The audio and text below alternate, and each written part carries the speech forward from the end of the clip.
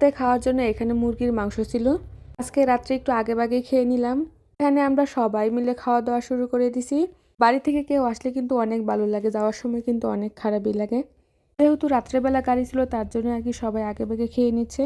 দুপুরে যা ছিল তাই দিয়ে কিন্তু রাত্রে খাওয়াটা শেষ করে দিলাম। সকালবেলা ঘুম থেকে এখানে উঠেই কিন্তু চিতই পিঠা বানিয়ে নিচ্ছি। আর এই পিঠাগুলো কিন্তু আমার অনেক সুন্দর হয়। চিতই পিঠা কিন্তু ভর্তা তরকারি সবকিছু দিয়ে অনেক ভালো লাগে। মুরগির মাংস দিয়ে কিন্তু চিতই পিঠা খাবো। আর এই তো এখানে আমি কয়েকটা আগেও বানিয়ে নিছি, পিঠাগুলো দেখতে কিন্তু অনেক সুন্দর হয়েছে। সাথে কিন্তু চাপা শুটকি ভর্তাও আছে, আর এগুলা দিয়ে কিন্তু খেয়ে নিব।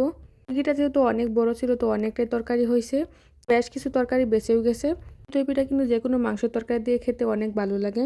এখন আমি এখানে তরকারিটা গরম করে খেয়ে নিব। প্রথমে আমি এখানে এমনিতেই খাওয়ার চেষ্টা করছি, কিন্তু তরকারিটা জমে বরফ হয়ে গেছে। এমনিতেই খাওয়া যাবে না, গরম করতে হবে। মুরগির কিন্তু এই হাত পাখনাগুলো কিন্তু আমার কাছে বেশি ভালো লাগে। যাই হোক, দেশি মুরগির সবকিছুই কিন্তু অনেক মজার। তার মধ্যে যে পিঠাটা দেওয়া হয়েছে এই পিঠাটাও কিন্তু হয়ে গেছে। আর এখানে কিন্তু পিঠাটা সাদের আব্বু তুলে নিবে। মাশাআল্লাহ, এখানে কিন্তু পিঠাটা অনেক সুন্দর করে হয়ে গেছে। একটা সময় ছিল কিন্তু অনেক কিছুই নষ্ট করতাম, কিছুই বানাতে পারতাম না। মানুষের যদি ইচ্ছা থাকে তাহলে কিন্তু সবকিছুই সম্ভব।